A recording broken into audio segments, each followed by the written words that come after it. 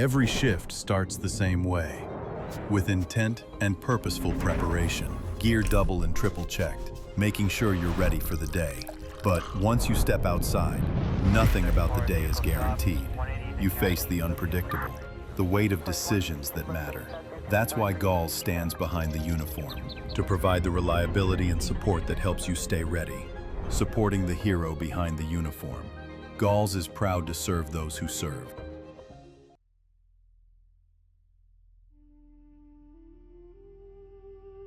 Today on Gold Shields, we sit down with a man who's lived on both sides of the line.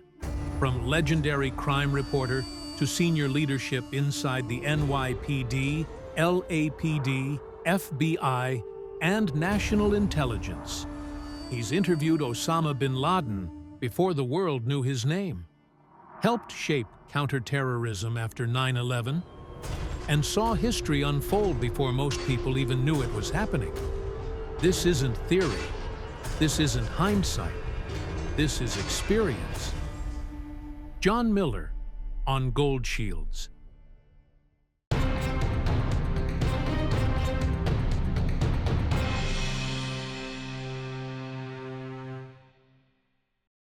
Welcome back to a very special edition of Gold Shields. This is Dan Murphy along with my partner in crime, Tom Smith. How are you today, buddy?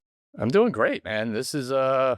This one's special. This is a little personal one for sure that we've been waiting on for about a year. Yeah, you know this gentleman. I've never met him before, but he's been on TV so much in New York. Growing up as a kid, and even well, being a bit older, you feel you know him. Seen him a million times, never said hi to him until today. Had the pleasure just a second ago. But we're very, very lucky to have our guest on today. Tom, tell us about him. You know what? This gentleman was my boss, which makes this personal. And besides being one of the most respected people in the NYPD at the time, he's just a gentleman. And that's what makes him special. And he's one of the most respected journalists out there. And we're going to get into why, because he's done things that people just don't do. Journalists don't do, and stories get covered by him. And we're going to get into all that. But John Miller has been a staple in the New York City area forever on ABC, NBC, and now on a national platform on CNN, but worked in the NYPD, the FBI, the LAPD. I mean, his resume, we could sit all day and just do his resume, which would be a show in and of itself. But we're going to get to the good parts of the good parts of this all day long. Yep. And introduce John Miller to Gold Shields. Boss, it is an absolute honor and pleasure to have you here. Well, Dan, great to be here. This is the real comfort zone because we all speak the same language, which is nice. Yeah, and we understand each other's accents, which is a big part of the problem we have with certain. I want to thank you both for establishing for the audience that I cannot seem to hold a job. Oh, God. Oh, man. So, you're a New York guy, but raised in New Jersey, if I'm correct. And Yep.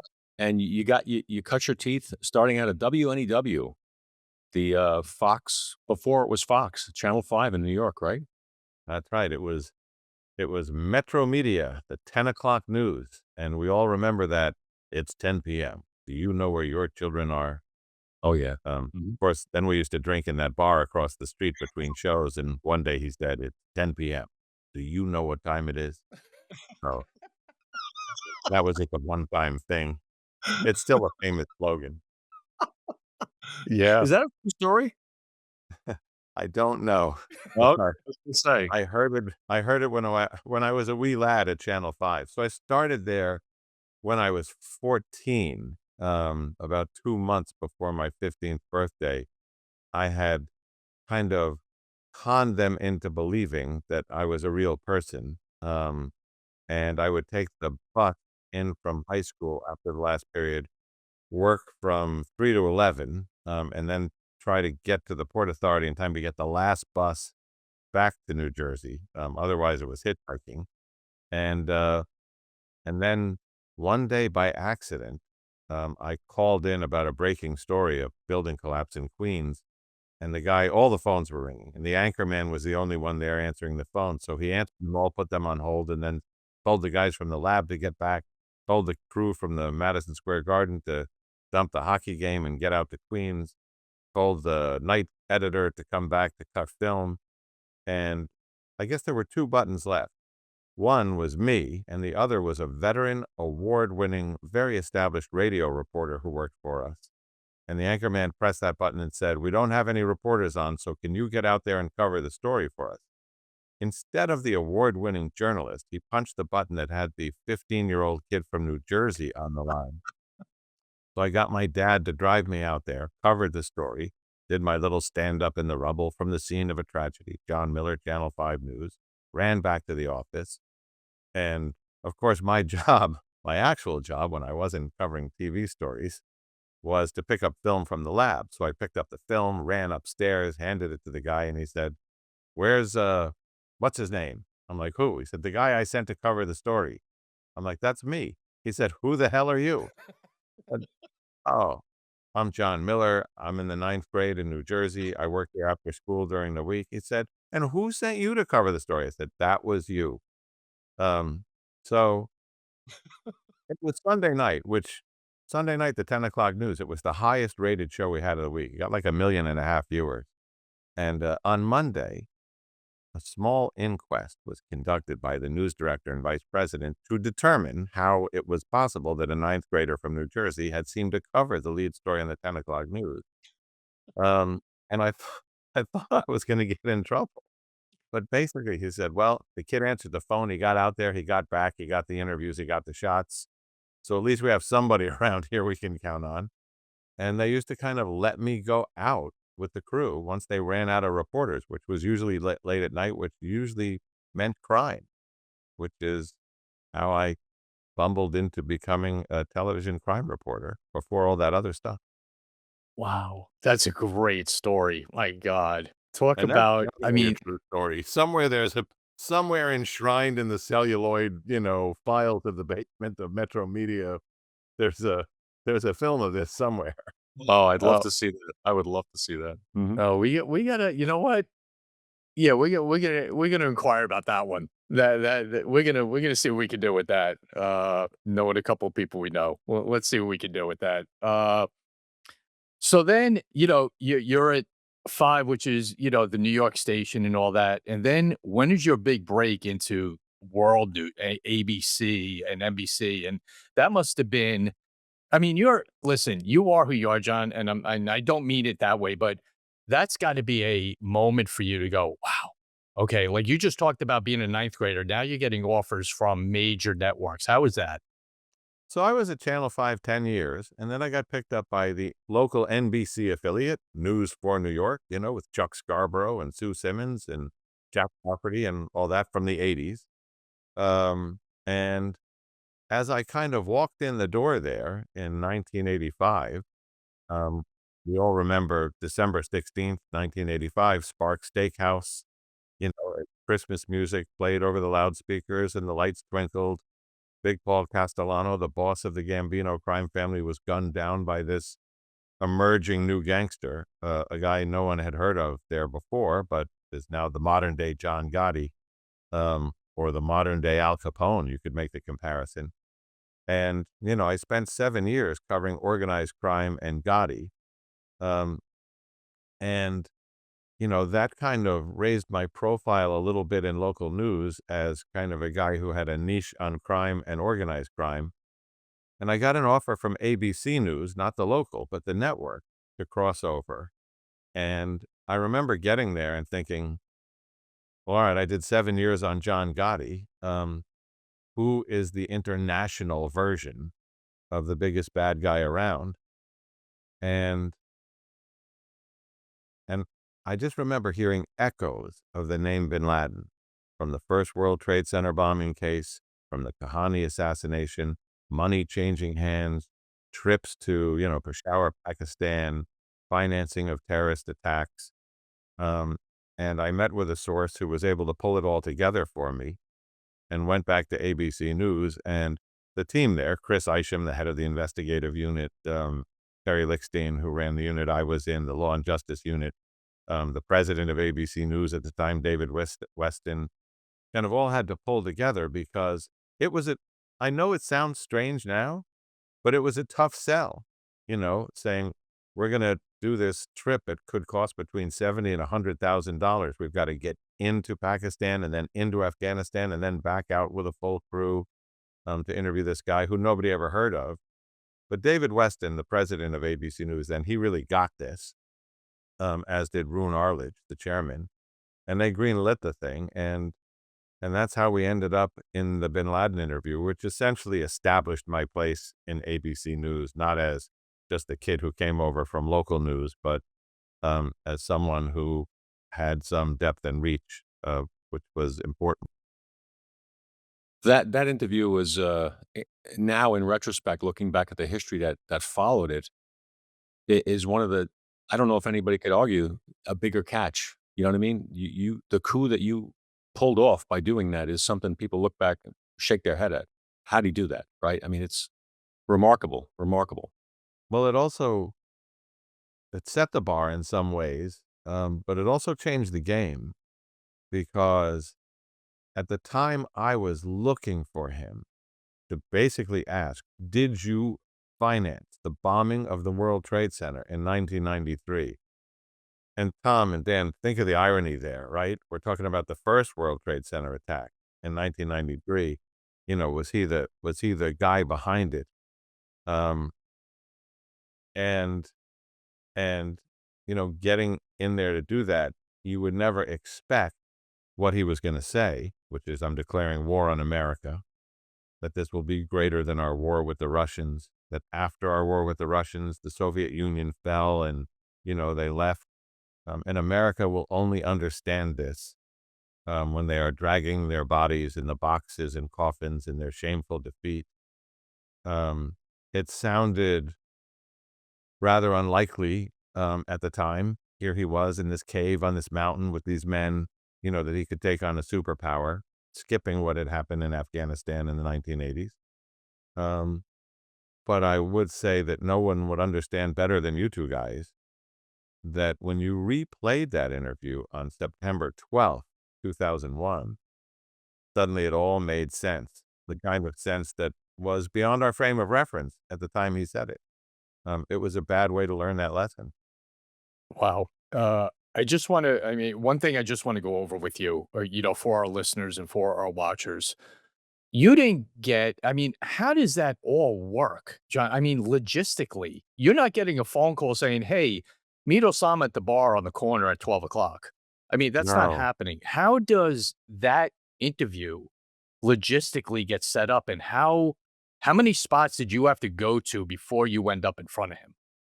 So it sounds like something out of a movie, but first we had to find someone who had a contact or a way to contact Al-Qaeda before we really even understood what Al-Qaeda was. The JTTF, where you were, the Joint Terrorism Task Force in New York, they knew about Bin Laden. They knew about Al-Qaeda. You had people like Ali Soufan, who was a new agent but understood terrorism and understood the languages and understood everything, who were digging into this at the time. But we located an individual who was associated with different causes, Palestinian cause, Hezbollah, Al-Qaeda, in the United States. He was kind of a blogger slash journalist, fixer, and he made some calls on our behalf. We flew to London and met with essentially what would be Al-Qaeda's public affairs wing, I guess.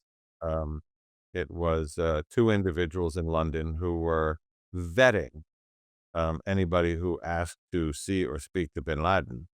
And those were few and far between. I mean, there hadn't been many Bin Laden interviews, and there wouldn't be many after mine. But they wanted to know, what is this going to be on? It's going to be on American television. How many people will see it? What kinds of things are you interested in asking about? And at some point after a few days in London, we were told, get on a plane to Pakistan. And we ended up in Islamabad. And then literally two guys show up, burst into my hotel room, bang on the door, check behind the shower curtain in the closet, throw through my luggage, they want to figure out if we are who we say we are, or we're maybe some kind of U.S. government operation. I don't know, but that was their way of vetting. And then they said, be downstairs at 7 a.m. and be dressed like us. So we went out and brought the traditional shalwar kameez, that kind of long shirt with the baggy pants and the sandals. Myself, the cameraman, the fixer. We ended up at an airport. We were literally handed plane tickets and pushed on a plane. We didn't know where we were going. We ended up in Peshawar, Pakistan. Then the next day we ended up in Bannu, Pakistan. And then it was trains, planes, and automobiles. Except it was, we were on a bus that went through the tribal areas. Then we switched to the back of a pickup truck. Then we ended up in Al-Qaeda safe house, which was part of their own underground railroad to get fighters through Pakistan and over the border into Afghanistan. Then we crossed after driving for whatever it took to get to the border. We crossed over the mountains into the border on foot, and the truck was on the other side, picked us up. Now it was nighttime, and brought us to the camp where we met Ayman al-Zawahiri and Mohammed Attaf, the two top people under Bin Laden and Al-Qaeda. And I remember Zawahiri saying, we're going to take you to where you're going to be staying. It's not what you're used to, but around here, it's the Ritz. And we were brought to a hut about the size of the room I'm sitting in here. And we slept on the floor. And, they would come each day to talk about different logistics of the interview. And about 3 days later, the interview actually happened. So along this route, you're a brave guy. You're one of those journalists that the public looks at and sees. He's not afraid to go anywhere, and you proved it that day. But what are you thinking inside about your own personal safety? Did they give you reason to believe that you were going to be okay, or did you feel not okay at various points throughout this experience? Well, not okay in that we had no control over the situation. We're being put on airplanes and taken off airplanes. We're being put into different vehicles and taken out of different vehicles. And each step of the journey, we are not only driving backwards into time. I mean, we started out in cities that had phones and fax machines and cellular connections, and we ended up in places that had less of that. And then we ended up in places where the roads were just dried out riverbeds, and, the houses were made of rocks and few and far between. We ended up in biblical times. So now we have no communications, no way to reach the base in New York, no way to call for help. And along the way, we're being stopped by assorted road bandits, you know, uh, avoiding the Taliban, because literally the taking of pictures or the possession of cameras or being Western was all places you didn't want to be caught by the Taliban. Um, and it was difficult. But there's 2 points here, Tommy. One is we were operating on the theory that they were going to a lot of trouble to get us in there, so that whatever message that they had to give or to transmit was probably important to them, as the questions we wanted to ask were important to us, mostly about the World Trade Center attack and other Al-Qaeda plots. But I mean, that was all we had. And when I said earlier, it set the bar for those interviews, but it also created hazards. We saw what happened to other journalists after the Bin Laden interview who either pushed themselves or were pushed by their organizations to kind of get that other big terrorist interview. Um, you know, Daniel Pearl ended up being kidnapped and handed over to Al Qaeda and beheaded and executed in the most terrible, terrible way. Um, Others, the reporter from the Christian Science Monitor, and others were kidnapped and held. Some of them lived, some of them died. So, it quickly became apparent that this was a very dangerous game. This wasn't just a terrorist organization trying to enhance media propaganda by going through the mainstream media, because immediately after that, they figured out we can do our own videos. We can post them on YouTube. We can send by courier to Al Jazeera. They discovered social media. So the mainstream media became not only unnecessary to them, but a target. and people died. What an account, my god. But, the one thing I wanna bring out was is, just to put in perspective for people, you do this after the '93 bombing, and that's your focus of, talking to him. This interview takes place 2 months before the African bombings that Bin Laden is part of and Al-Qaeda is part of. And then if you look even back, around that time, '98 when this took place, is when 9/11 starts to get discussed around Al-Qaeda as well. So you're sitting there going through all this while all that is on this guy's mind and what he already knows is gonna happen while he's talking to you. So what I wanna ask is, like, later, after the interview and all this happens, you have to get a chill of, "Oh my god, like, all that was going on while I'm sitting talking to him about all this." Well, and I mean, when we were brought into that room with bin Laden, he's sitting there, I'm sitting there, I have my list of questions, but there's this other crowd of people there. And only later do I come to learn that some of those people would go on to be the embassy bombers in East Africa, two of them, I believe. Others were bin Laden's family members, his son, and others, his bodyguards. But others were senior members of Al Qaeda who would be involved, who would emerge in the bombing of the USS Cole, in the 9/11 plot. So it was, talk about not being able to read the room. It was probably the most dangerous group of individuals ever gathered inside one room that was kind of dug out into a hole in the ground, that I've ever been in. But I also believe that because the embassy bombing plot was coming into fruition, that might have been the reason that they said yes to the interview. And what I mean by that is, we didn't know, and the U.S. government didn't fully understand, that there was about to be an attack against the United States in East Africa. But bin Laden certainly knew that when he granted this interview. And I have to think that some of his reason for doing it was for framing purposes, which is, when this bomb goes off a couple of months from now, I don't want a lot of people jumping to take credit for it or the world trying to guess who's behind it. I'm basically putting my stamp on this ahead of time. And there have been those, who have argued, well, then, doing this interview, you played into their hands, you were part of their propaganda machine, to which I say, no, not really. I mean, that was their agenda. My agenda was to find out if this guy had blown up the World Trade Center, tried to assassinate the Pope, plotted to kill President Clinton in Manila, um, and a whole number of other things, blow up airliners over Pacific routes. My job was to say to America, who had never heard of Osama bin Laden, you're 380 million people, millions of whom watch ABC News, who need to understand this threat coming from this guy that nobody knows in this place that's far away, that is very tangible to us.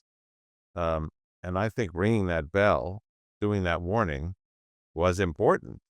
And the fact that he declared war on America in that interview, and that everybody heard that, was equally important to underscore what kind of threat he was.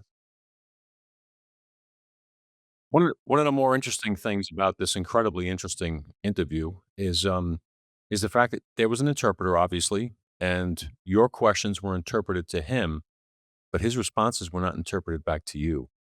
That must have been a No. really strange feeling. Well, it was, Zawahiri came to the place where we were being, I say held, where we were being kept. Um, and he said, I want to know what the questions will be. And I explained, we don't really do it that way. It's a spontaneous interview. It's ABC News policy. And he basically said, our translator is not from the State Department or the UN. He's going to do the best he can. But if you write out the question, we can then get them rewritten into Arabic so that he will be asking exactly what you're asking as we go down the list. So you don't want to put yourself at the disadvantage of having the interviewee know what the questions are. But on the other hand, from a practical standpoint, he made a good point here. So I wrote down, why is a wealthy person like you, someone who was fighting on the front lines against the Russians in Afghanistan? A lot of people wouldn't understand that. Were you behind the World Trade Center bombing in 1993? Did you plot to blow up airliners over Pacific routes with Ramzi Youssef in the Bojinka plot? Did you plan to kill the Pope in Manila? Did you plot to kill President Clinton? Um, did you know this person or that person who, these were Al-Qaeda people who were now in prison in the United States for some of these plots? And as I went down the list of those questions, I would ask the question, and Bin Laden was looking at the translator. Um, I don't think anybody told him that the translator would not be translating the answers back. So to get him focused, I made eye contact with him and began to nod and acknowledge what he was saying and appear to be following it very closely. And that got him refocused on me so that he would be facing the camera during the interview. At the end of the interview, I grabbed the fixer and I said, "Hey, Tariq, what did he say? Because those answers were very long, but I don't understand Arabic." And he said, "We need to get the tapes and we need to get out." He declared war on America. He said Americans are the worst terrorists in the world. He said the war was going to be not just against the military, but civilians, and that we'd understand it when we were dragging the bodies back home. Um, and I said, when he was saying this, what was I doing? He said, "You were nodding in agreement during most of that." Of course, I was just trying to keep him focused on me, but it was, a very weird experience when you then hear what it was he was saying. And, we had it translated by a number of people at ABC News. It actually became the transcript that was stipulated to in the trial, eventually, of the embassy bombers in New York, because the government had its version and the defense had their version. And, they went with ours, which was, what they both considered an accurate version. Looking for powerful defense without the mess? Meet Impact, a revolutionary line of chemical irritants designed for law enforcement, military, and personal protection. With no blowback, no cross-contamination, and easy cleanup, Carry Impact delivers unmatched stopping power without the hassle. Whether you're in the field or on the street, safety should never be compromised. Protect yourself with the next generation of defense. Carry Impact, stopping power, redefined. When it comes to the safety of law enforcement, first responders, and military personnel, every moment counts, especially in the dark. Streamlight provides the reliable, high-performance lighting solutions that these heroes trust in the most dangerous situations, whether it's a car stop, navigating dark alleyways, or exploring abandoned buildings. With Streamlight by their side, our heroes can tackle challenges with confidence, knowing they have the power of advanced lighting technology to guide them. From the first responders on the front lines to the law enforcement officers ensuring our safety, Streamlight is there to make every mission a little easier and much safer. Join us in supporting those who protect us. Visit Streamlight.com to discover how you can be part of the team keeping our heroes safe. Because when they shine, we all shine. Talk about like taking a leap and, hey, I want to try to get this guy in an interview, and then it all comes to what, I mean, that's a Christmas list of an interview of what you get. You get the guy, you get the fatwa that he put out there, you get this guy who's now, again, we'll get into it right now, the future of terrorism in this world. And the whole time was, hey, I got an idea. I want to interview this guy. And just how all that evolves as a reporter is, it's got to be, I mean, you had to at some point pat yourself on the back, go, holy crap, I did this. Well, not exactly, because, throughout my entire career as a journalist, um, you did the big story of the day, and then the story would fade the next day a little more, and a week later, and then a week after that, no one ever remembered it. This was actually the opposite. We put it on the air. It was very interesting. This was new and different. No one had really been aware of Bin Laden in the public. But then the embassy bombings happened, and the story, instead of fading, the interview became more important. And then the Cole bombing happened, and the interview became more important now a couple of years later. And then 9/11 happened, and the interview became the seminal interview of Osama bin Laden, along with the one that was done by uh, Peter Arnett and CNN, um, which which had been a year and a half before, but it hadn't been immediately followed by terrorist attacks. So it's the only story I ever did that kept getting bigger instead of smaller as time went on. And Great if you point. think about that, on August 7th, 1998, me and this guy in the frame picture here, Jack Maple, um, were on a fishing boat off the coast of Montauk, not catching fish. And the phone rang, and it was Peter Jennings. And he said, "We just had 2 embassies blow up in East Africa. What's going on in East Africa that makes the U.S. a target?"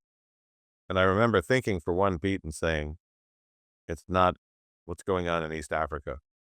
Remember the interview 2 months ago with that guy on the mountain who was in the cave, who declared war on America, Osama bin Laden?" He said, "Yeah." I said, "Well, the war just began. That's what this is about." And, it started with the assassination of Meyer Kahane on Lexington Avenue in a hotel, and then moved to the bombing of the World Trade Center, and then a plot to blow up the bridges and tunnels. But, like so much of what I've done in my career, it started out as a crime story. I never imagined that night at the scene of the murder in the hotel that my crime story would eventually, if you pull that thread, turn into the biggest terrorist attack in American history, and then a war. That doesn't happen at the scene of most Manhattan homicides, but that thread went. Wow. Wow. Crazy, crazy, unpredictable kind of stuff in all of our lives. That was a seminal moment, but yours, it started earlier. You were there at the first public announcement, so to speak, of the war on America. He declared war on us, and maybe we did or maybe we didn't listen enough. But you eventually left journalism. I don't know if you want to take the leap yet, but going into law enforcement, being part of law enforcement, you started with the LAPD. Is that right? I started with the NYPD in 1994 and 95 with Bill Oh, I'm Bratton, getting it. Sorry um, about that. in the first Giuliani administration. That's right. And then, came out of there and went to ABC News, for all of what we just talked about. But then when 9/11 happened, Bratton called me up. Bill Bratton was the retired New York City police commissioner who had, with Jack Maple, kind of ended crime as we knew it. I mean, they had achieved the biggest crime declines in history. They'd invented Comstat. They'd retooled the art of policing. But 9/11 was different. It wasn't about crime. It was about redefining what national security was, what homeland security was, a term that hadn't even been invented yet. And he said, you know, "We got to get back into the game." And I'm like, "Yeah, we have to get back into the game." And I was covering the Washington sniper attack, and the phone rang, and Bill Bratton said, "I've just been appointed chief of police of LAPD. I'm being sworn in on Monday. Can you come out?" And they captured the sniper that day. And I said, "Well, sure, I'll be there Monday." And on the way back from his swearing in the back seat of that black, Crown Victoria, rolling towards Parker Center, he said, "I'd like you to stay and come on board as the head of criminal intelligence and counterterrorism for LAPD." And I thought, well, that might not go over too well in the LAPD. I'm from the East Coast. I'm from the media. Um, and, you know, I'm, I'm, I'm not from that world. And he said, "I have 9,200 people in the LAPD who understand the LAPD, and I'll put one of those guys right next to you. But I don't have anybody here who understands terrorism to the extent you do, that understands Al-Qaeda, which is a big threat to this city, who understands Bin Laden and his thinking. And I believe by putting you two together, uh, I will have a better handle on how to protect this city." And that's what we did. He put me together with Commander Mark Leap, and we redid their counterterrorism program into, I think, a model for American cities. And we took a different approach to protecting Los Angeles. And along with the JTTF there in LA, and the LAPD, we took down some important plots, including one of them that was hours from actually happening, before we got onto it and stopped it. So it was a rewarding experience. But for me, it was crossing the Rubicon from being a journalist who had been in the NYPD as a public affairs person to a police person who was now in an operational role in a critical time after 9/11 in America's second largest city, stopping terrorist attacks, with our partners in real time. And, that ended up becoming 18 years in law enforcement, um, after 20-something years in journalism. But this is, again, why I can't hold a job, because I went from LAPD to the FBI to the Director of National Intelligence, over to CBS News, and then back to the NYPD for another 10 years, or 9.5. Well, you know what? It's not, I don't think it's a matter of not holding a job. It's just you're wanted. It's not many people have the resources, skill set, and understanding of what was going on during that time. There really wasn't, because it was new. It was always someone else's problem. It was always someone, you're watching the news, oh, it's happening over there, we're fine. But then once it became our problem, there weren't too many people who understood it enough to start programs and start policies and start units that were needed, to combat this, to make sure it didn't happen again. And I think that's, kind of the brilliance of Bill Bratton thinking like he did in 1994 when he came to the NYPD, not being just stuck in that box of law enforcement like law enforcement was for so many decades. He started just thinking outside of that, of who, I don't care what he does, I don't care his background, he's good at what he does and I want him, and understanding that and thinking that.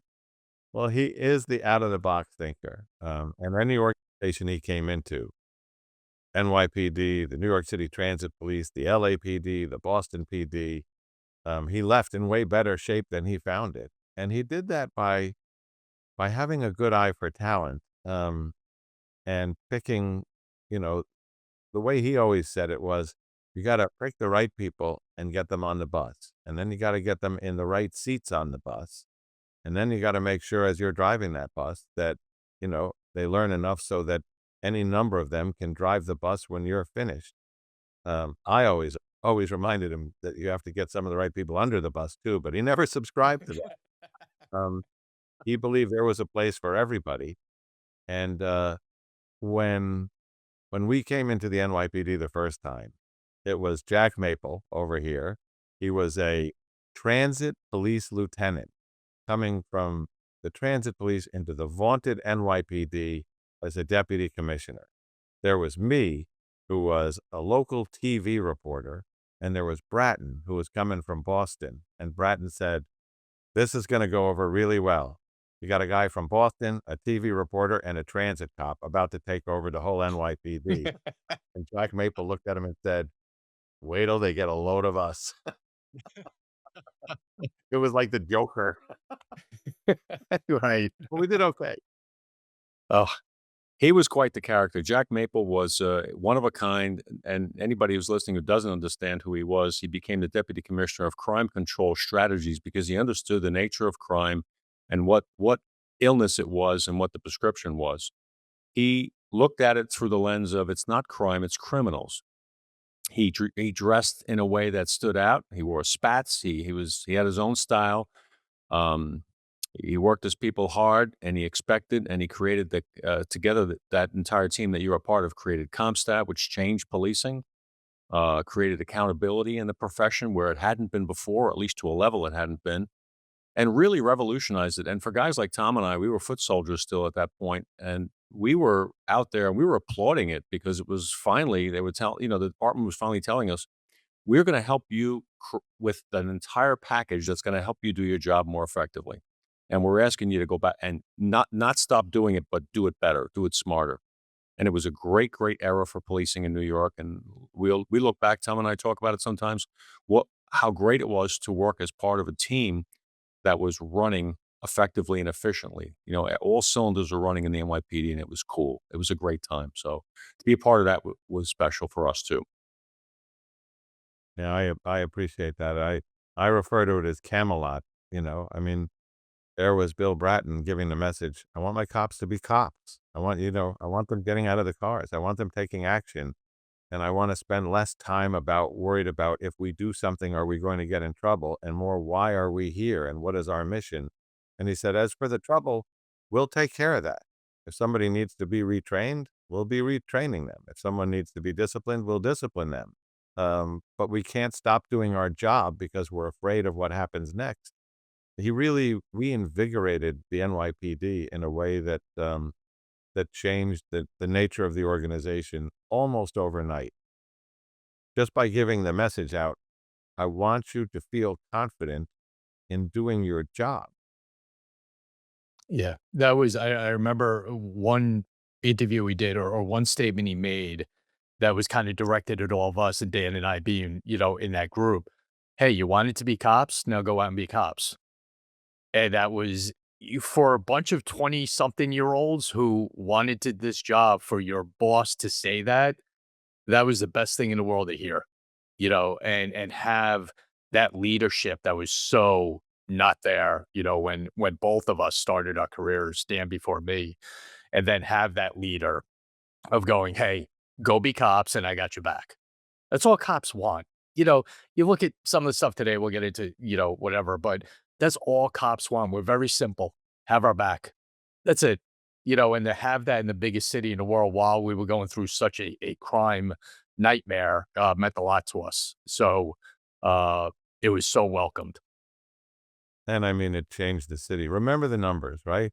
1992, 93, we're going in with 2,245 murders a year, 100,000 robberies, 5,000 shootings. Um, when you look at the stats in the modern CompStat era, after we reduced crime by 30% in that first round, we're now talking about not 2,000 murders, 300 and something murders in a city of 8.6 million. That is nothing short of statistically remarkable. Not 100,000 robberies, a few thousand robberies, not 5,000 shootings, but around 800 sometimes less.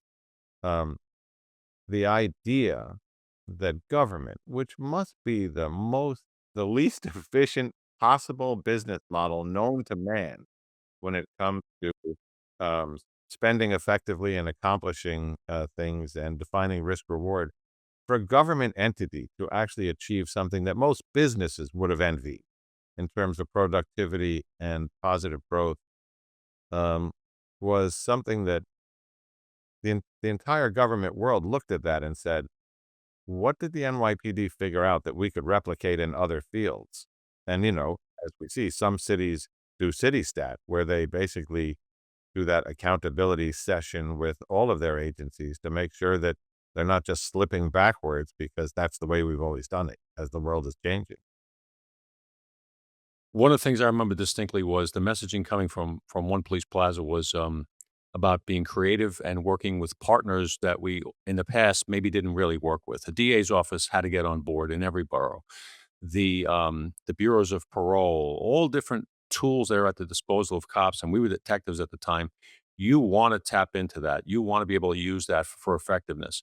Looking at crime as a matter of an individual complaint report filed by somebody, as opposed to looking at who's the one guy that generates 8 of these a day. Let's go Well, after the that's one right. guy. We learned two important things during that era about crime. One, we learned that 10 to 15% of the criminals are literally responsible for about 85% of the crimes, because there are people who get arrested because they cross the police in some violation in some way. But there are also that core group that commits crime for a living. That's their job. We also learned that 10 to 15% of the police officers made 85% of the arrests. So these two opposite groups had gotten to know each other pretty well. And we tried to expand the idea of, you all got to be in the game if we're going to achieve what we got to achieve. And along the way, we saw people who, started making arrests who'd never made arrests before. So, I don't know if we got everybody in the game, but we got most in the game. Oh, it changed the city. It changed the city for decades to come. That plan and that strategy and the buy-in and that's how much, again, before I get on to our next part, that's how much every cop in the street trusted you guys because we bought into it. "Hey, just go do this, it'll work." "Okay, great, let's go," and we all did it. And that's why, like you just rattled off the numbers, New York is in the spot it's in now with a couple of 100 homicides as opposed to, 2,800, 2,400, 2,200 like we went through. So, it was just a great time to be a cop. Uh but what I want to ask you now, boss, is, right now on CNN, you're the chief law enforcement and intelligence analyst. I want to pick your brain, and Dan, I talked about this before, we started. What's going on in the world right now? What's the threat? What should be the focus? Like, and I go back to what you said about Bin Laden. No one paid attention to him, and then everything happened. What should be the focus right now with the stability of the country on a terrorism level? Well, it's probably the most complicated threat environment we've ever seen. We have seen ticking time bomb threat environments, in the pre and post 9/11 world where we knew something bad was about to happen, or happen again. But this is much more layered, and it's layered because of, the growth of technology, the globalization, the effect of social media. But right now you have Al-Qaeda, which has gone from being a bureaucratic organization that was formed much like one of our organizations with layers of managers to being much more of a global network of franchises. You have ISIS, which was crushed, which has reemerged in the most unusual places and is trying to regrow itself into what it was.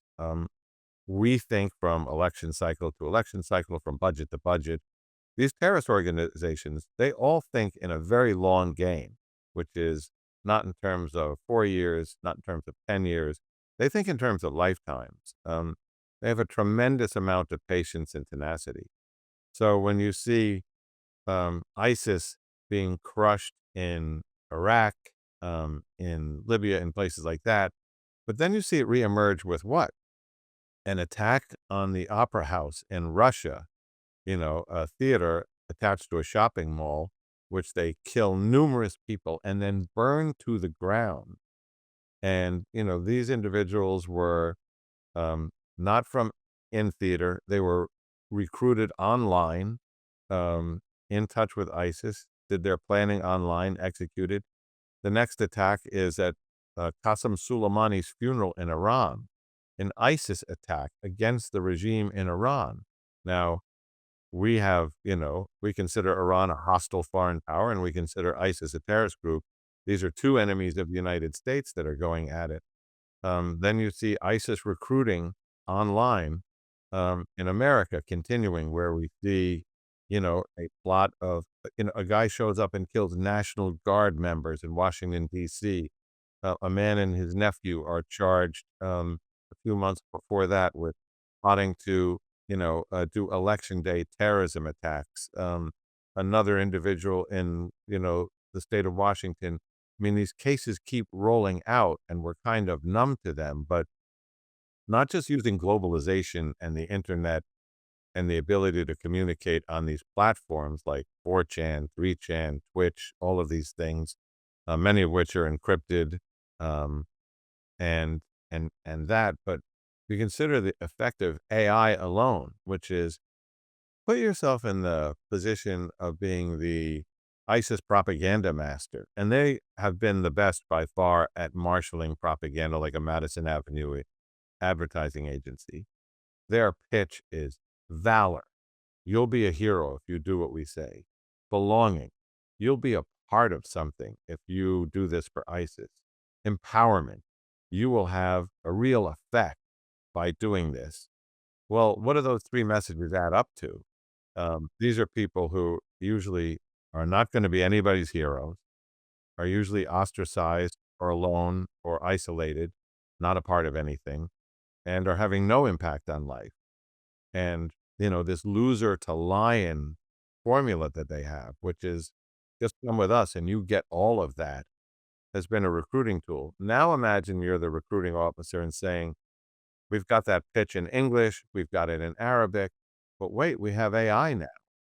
So we can plug our script into AI and we can put this out in many more languages and dialects and push this into other markets, to other losers who want to be lions. This is what we're facing now. It's the emergence of globalization, social media, and new AI technology being used by people who don't have the budget or the numbers to do it without those tools, but by exploiting those tools are continuing to be a real threat. So when Bin Laden, I guess, pulled the trigger or gave the order for 9/11 for the attacks, when that happened, he was well aware he was going to have to go into hiding. He knew that the American response would be something more than a police response, and as a result, the Al Qaeda Handbook is a fascinating read that pretty much describes how to do it. It's a how-to guide for the independent, ideologically driven loser sitting in a basement someplace who wants to join this and become a lion, like you said. And it's fascinating how many people have taken that up because without any direct contact to Al Qaeda, the base, and it's just not there. They're doing it on their own. And that's something you can't wrap your arms around as an investigator unless you uncover something about an individual group, right? That's a problem. Yeah, no, that is. And they have created so much legacy material that is out there and can be found. You'll remember from our earliest days in the JTTF, they had the anarchist cookbook, which was rudimentary bomb making stuff and, how to do vandalism and things like that. I mean, the level of sophistication they operate at now is incredible. And to study this, the number of books out there. I mentioned the Bin Laden interview before mine with Peter Arnett from CNN, which was put together by Peter Bergen, the producer there, who is literally a professor of terrorism out there in the world. And his books about Al Qaeda, about the hunt for Bin Laden, continue iteratively to be probably the best study guides into the inner workings and mechanics and future of terrorism out there. Yeah, you know what, John, you wrote, and you're just going on books. You wrote a book, The Cell, inside the 9/11 plot, and I got to tell you, before I even met you and worked for you, that was the first book I read before going into JTTF. And what it taught me and what it showed was how many of these groups and individuals just cross each other. One means something to someone else, and then someone else will help with something else. It was fascinating to read that and see, terrorism isn't one dimensional. There's so many players that are into one common goal, and they each have their own little, tick in it and in what they want to be involved in. And that was a great book to read to get into, waiting to get into JTTF because you couldn't take anything for granted with when you were looking at one group. You couldn't just, all right, that group, they're the only ones doing it. Yeah, let's go after them.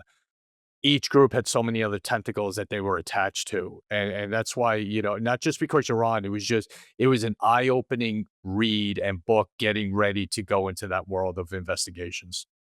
Well, I wrote that book with Michael Stone, and we did it in less than a year after 9/11. 9/11 was obviously September 11th. The book came out in August of the following year. And it was very hard to be covering 9/11 that year and putting that book together. And I give a lot of credit to Mike Stone for keeping it moving forward. But I think the book stood up well because the 9/11 Commission report, which had access to everything, or so we thought, had access to everything. Pretty much our story was ahead of theirs and didn't change much when that report came out. The debate I had with Mike Stone about the book was he wanted it to be a policy book talking about how we failed to detect this plot, why it wasn't stopped. And I said, I said, Mike, no one's gonna care what two guys think about policy. Let's write it as a detective story. We'll tell the stories of Tommy Corrigan and, Lou and all of the JTTF guys and gals who were pulling this thread forward and were this close, and what the breakdowns in the US government were between the FBI, the CIA, the NSA, where we were all touching one part of this elephant, but nobody was sharing enough of that vision to say, oh, this is what we're holding on to. Um, and that all changed after 9/11. But there are still some loose pieces to that story that need to be told. And I think before the 25th anniversary, they should come out. Fascinating. Fascinating. I could literally sit here all day and listen to you talk and learn the things that you've learned about this and other topics. But we were going to be polite and let you get back to your life soon. But we can't thank you enough, John Miller, for giving us the time and honoring us by being on our show, and for all that you have done in service of your country, and to be an integrity, a man of integrity when it comes to journalism, as well as everything in your life. You are somebody we look up to immensely, and I want to thank you for your service. Well, I appreciate you guys. I can't think of two guys who would know more about crime and terrorism, way more than I do, because you were, practitioners on the front line, not in the ivory towers of headquarters buildings of different agencies. But I love your show because you guys always tell the truth and bring along interesting people. So thanks for having me. Wow. Thank you for that. I'm going to get into my thank you in a second, but you don't get off the hook too easily right now, because we have a new part of the show that's called Rapid Fire. And you're going to get about 6 questions that we're going to dig into John Miller a little bit and see what we got. All right? Not I'm ready. embarrassed. It's not that bad. Favorite book? Favorite book? To Kill a Mockingbird. Favorite actor? Hmm. I'm gonna say George Clooney. Favorite food? If I was on a desert island and I could only have one thing every day, although I don't know why they would have it on a desert island, it would probably be Be what? pizza. Oh, Nice. nice Good pick. choice. Yeah. What scares you? What scares me? Uh, what scares me is watching my two children grow up into the world that we are handing to them. Amen. True. 2 more. Anyone in history, dead or alive, you would like to have dinner with? Easy one. Teddy Roosevelt. Tonight. Very good. Okay, last one. You're a cop in the NYPD, knowing everything you know today. Who are you picking as your partner? You.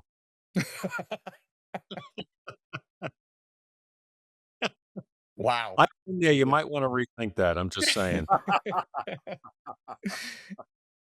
No, you could pick a lot worse. You could pick a lot worse. Yeah. And Good. Dan can talk on that, because Dan was my boss in 2 different units in the NYPD. Knows exactly what he's talking about when he makes that statement. Well, It's better than a funny though, supervisor. it's for the last 9.5 years, in the car every day at my side, ahead of me at every event was Andy McGinnis, my sergeant, who I knew from the first time. When I came back into the NYPD, after having been gone for 25 years, I'm like, Sergeant McGinnis, he's still on the job here? Like, yeah, actually have him come down. And he showed up in my office and he had a little cardboard box. He brought his stuff. I said, I'm going to need you for the first week to get reacclimated. And he said, listen, they asked me at Manhattan Detectives, like, when you said I was being called down to Intel Division, am I coming back? I'm like, call him up. You're not going back. And, he basically was my radio car partner for those, 9 years. And I had the privilege of meeting him, and he is an absolute gentleman, and someone who worked in your office matched up with you perfectly.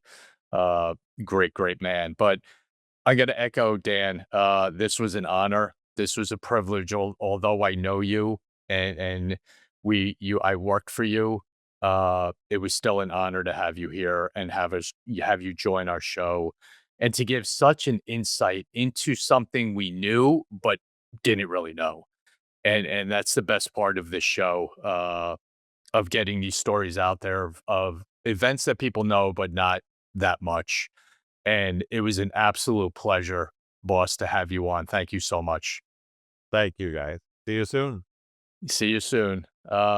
This is the time of the show. We say a prayer for our law enforcement officers. Make sure you keep them in your prayers. Make sure you think of them and their families and our military vets stationed around the world doing a job to keep us all safe here. Please, they need our support. They need our prayers. Keep them going and keep their lives going in our heart and in our faith. Please don't forget them. For Dan Murphy, my partner, for an incredible guest, John Miller, this is Tom Smith for Gold Shields. Everyone out there, stay safe. We'll see everybody soon. Patriot is a premium whiskey hard seltzer. We've carefully crafted 4 flavors that not only taste exceptional, but can be enjoyed on any occasion, anytime. We're committed to giving back 5% of all profits to the core groups we call the backbone of America. We are proud to help those who serve our great country. This is America's Seltzer, the brand that stands for quality, community, and the American spirit.